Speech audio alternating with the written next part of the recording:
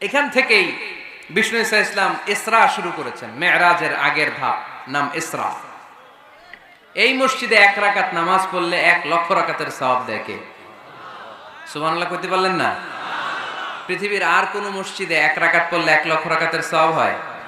আপনাদের 201 গম্বুজে বললে, বাইতুল মুকাররম, পৃথিবীর কোন মসজিদে পড়লে হবে?